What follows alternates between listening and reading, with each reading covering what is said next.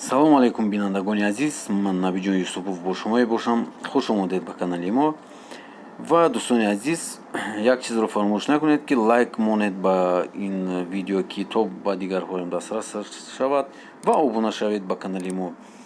Нигина Амонкулова гуфта буд ки баъди даъватҳои чанд карата бо падару модараш аз Панҷакент ба Душанбе кӯчид ва се бародараш дар зодгоҳаш монданд. ҳунарманд мегӯяд ҳарчанд пойтахт ӯро ба оғӯши кушода пешвоз гирифта бошад, ҳам зуд ба Душанбе унс нагирифт. Нигина Амонкулова, ҳунарманди номии тоҷик, дар масоҳиба бо телевизиони танин овозҳои аз Душанбе кӯч баста ба Хуҷанд рафтанашро шаҳр дода гуфтааст, ки то ҳол истиқоматкунандаи пойтахт аст. ӯ дар посух ба саволи овозҳои мухлисонаш дар бораи кӯч бастанаш ба Хуҷанд гуфтааст, ки дар ҳақиқат ба Хуҷанд бисёр сафар мекунад, дар ин шаҳр муддате истиқомат менамояд ё истироҳат мекунаду ба пойтахт бармегардад. ман аз соли 2006 дар Душанбе зиндагонӣ мекунам, аммо дар Хуҷанд бо фарзандонам истироҳат мекунам. ягон омада истиқомат мекунем, аммо аслан дар Душанбе зиндагӣ мекунам ва накӯчидам, тавзеҳ додааст вай.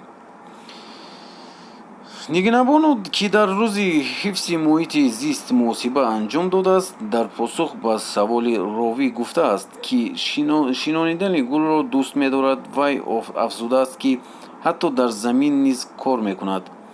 Амонкулова дар мусоҳибаи охираш дар барномаи ногуфтаҳо чӣ гуна ба пойтахт кӯчиданашро нақл карда буд. ба гуфтаи овозхон, вай бо падар ва модараш соли 2006 пас аз шӯҳратманд шуданаш тавассути Андалеб ба Душанбе кӯч бастанд. ҳунарманд иқрор шуда буд, ки ҳарчанд ӯро дар пойтахт гард пешвоз гирифтанд, аммо одат кардан ба муҳити нав барояш мушкил буд. ногуфтаҳои Нигина намехоҳам шавҳарам зери таъсири маҷорае монад, ки атрофи ман месозанд. аввал душвор буд, чун лаҳҷа дигар аст, муносибати одамон каме фарқ мекунад.